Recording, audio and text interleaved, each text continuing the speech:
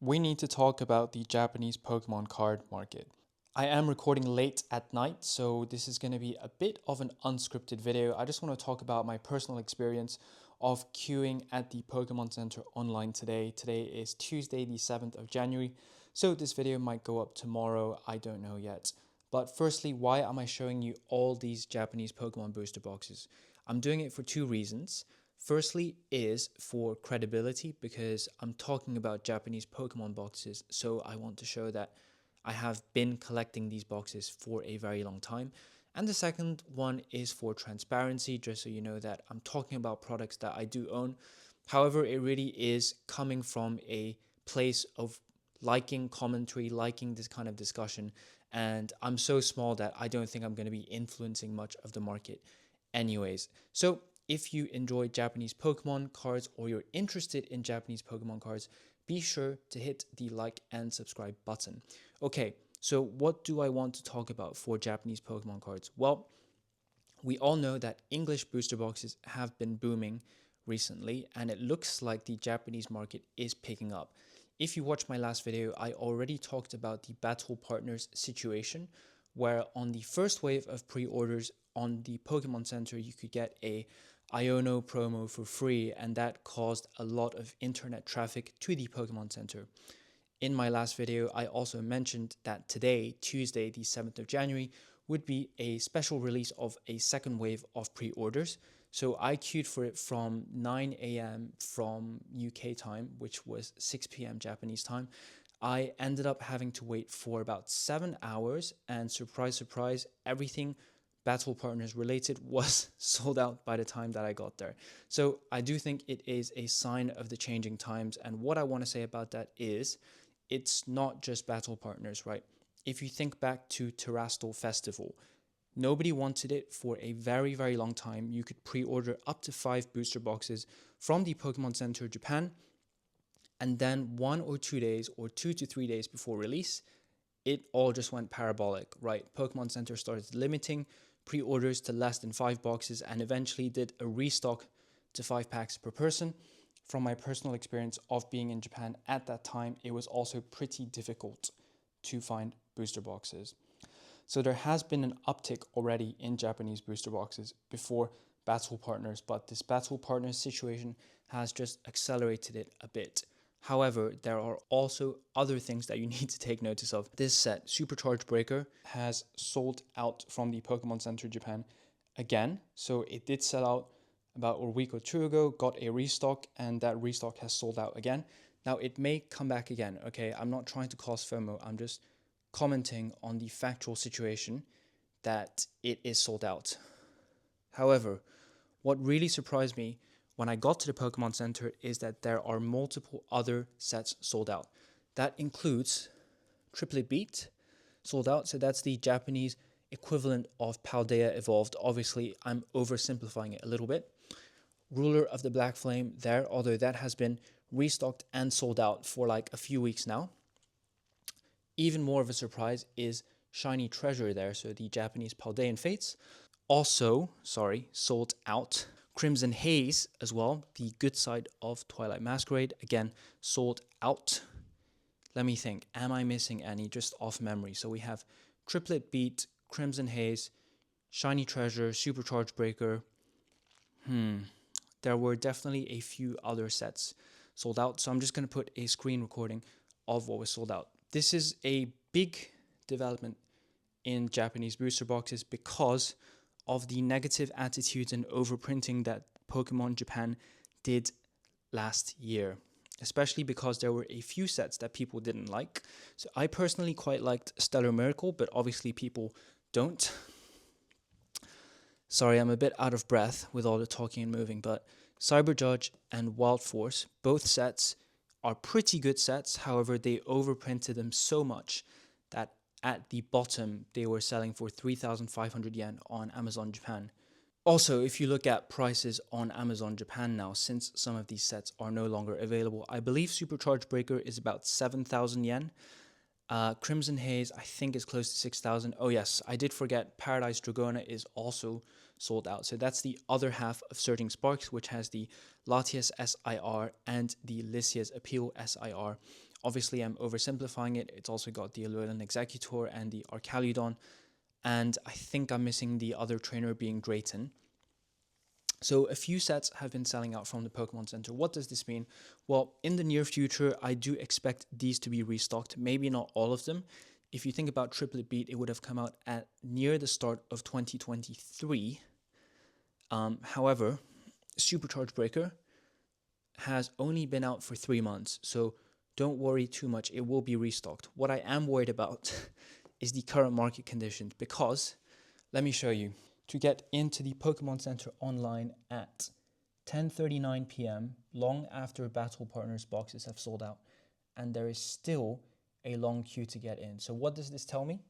This tells me that people are scrambling to buy more booster boxes. The FOMO, the mania effect is in full flow. What is causing this? Well, a lot of people think that the Japanese booster box rise, is parasitic off of the English booster box rise. And I think to some extent that is correct, right?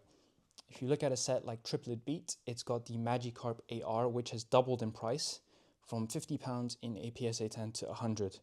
I think the main factor that's driving that is the fact that the English version is selling like £1,000, $1,200. So the English market movement is dragging up the cheaper Japanese option. I think that is a bit of an oversimplification, and it can't explain every single price rise. I think it's just a sign of the times of the market that we're in. On the other hand, I think maybe people were overreacting to the Japanese overprinting. So obviously when you've got that abundance mindset of there's always a lot of Japanese booster boxes around, nobody wants them, I lost a lot of money on Japanese booster boxes, that attitude can continue for quite a while until the prices rise and everything just switches in the blink of an eye, which is what we're seeing at the moment with Japanese booster boxes. Now, I do want to contextualize the recent price rises a bit. A lot of the rises that have been happening are a return to retail price from something that was beneath retail price. So these Crimson Haze boxes I got for 4,800 or 4,500 yen, and the retail price for these Japanese boxes is 5,400 yen. So this has gone up from 4,800 to about 5,400, or slightly higher from the last time I checked. Triplet Beat has gone up to like 5,700 or 6,000. What you got to remember is that at the peak of the Japanese boom in 2023, Triplet Beat was selling for like 10,000, 11,000, 12,000 yen. Same with Violet Base, it was selling for like 11,000, 12,000 yen. However, we are seeing some green shoots of recovery. Now, before everybody calls me a scalper for all of this, for having all of these boxes, all I want to say about this is none of these are like the newest sets. So you had plenty of time to pick up these sets, and I do believe you will get more opportunities to do so. So please don't hate me, because I've had to sit on these for ages and ages, and I'm still not selling them because I do just enjoy collecting them as well. Obviously, to be transparent, I do have an end goal of like, if I've got multiples of a box, I do want to cash in at some point on a few of them, but I'll never let it get down to zero for any particular set. So that's what I wanted to say about contextualizing the recent price rise as well. Before I continue talking about Japanese booster boxes, go and check out Max's YouTube channel, Bonnietastic. If you look at his channel, you'll see multiple videos that he's been making over the past few months talking about picking up Japanese when no one else is looking and what opportunities you can find in Japanese. At the end of this video, I'm going to make my own recommendation of 2 underrated sets from the Japanese side that I think are good to pick up, but purely my own opinion. The other bit of context I want to discuss about these Japanese booster boxes, apart from the fact that you've got history that, you know, Pokemon Japan will reprint sets if they're in high demand, as evidenced by Lost Abyss having been reprinted towards the end of last year, which is pretty much 2 years since release. Do not FOMO and go away from the fundamentals, right? Don't just start looking for every single Scarlet and Violet set. The poor quality of some of the 2024 sets is partly what led to Japanese falling off so much. So specifically, and no offense to anyone else, people might think differently, Night Wanderer and Mask of Change, I really do not like those sets, okay? Personal opinion, but I think there is some degree of consensus around that as well. So my advice, personal opinion, is don't rush and go to buy Mask of Change and the other set that I was talking about. I can't even remember. It's late, guys. It's very late. This is a very impromptu video. Okay. Final point, or one of the final points I want to talk about, is that despite the fact that it's rising slowly in Japan, I haven't seen how US prices have adjusted, if at all. If you start looking on eBay UK, however, I would still say that a lot of Japanese booster boxes are still in the lower end of prices. So I'm not sure if the Japanese booster box price rises have translated into Western markets yet, but you might want to keep track of that. Also, beware of scams. When Japanese starts to get popular, people are going to be resealing these boxes, even less popular boxes, because it's so easy to do, especially for the Scarlet and Violet era. So if you've never bought a Japanese booster box before, in the Scarlet and Violet era, they introduced this strip seal, and a lot of people mistakenly think that this prevents resealing. One problem with the SV era booster boxes is that as a result, or together with the change to this strip seal, the sides of the boxes can be pulled apart and re-glued very, very easily. There is video evidence to talk about that, basically. So I just want to put out a tale of caution there. Which two sets do I think are the most underrated? Certainly not this set, because this set is pretty hype, right? It's got a Pikachu at the front. My first pick is going to be this one, Crimson Haze. It's got a poor or not very nice box art, so people might overlook it. But just study the set lists is my advice, because this box, I bought two today for 5,000 yen each. This set has a very, very strong lineup of SAR cards. It's got the Perrin SAR and the Hisuian Growlithe. It's got the Greninja SAR, one of the most popular SAR cards, both in English and Japanese. It's got the Ursaluna SAR. The Sinistra I'm not a huge fan of. The Lana's Aid I'm not a huge fan of. But to top everything off, it has got a few common evolution cards on top of an EVAR card, okay? So this is a very, very strong set, especially for 5,000 or retail price. Second recommendation, if you can find it for cheap, is Triplet Beat. Why do I love Triplet Beat? Well, it's not just the Magikarp, but the Magikarp plays a big part in it. It's the balancing of the other SARs on top. You've got Boss's Order, which is the cool Ghetsis card. Not necessarily something that's worth a lot, but the theme of it also.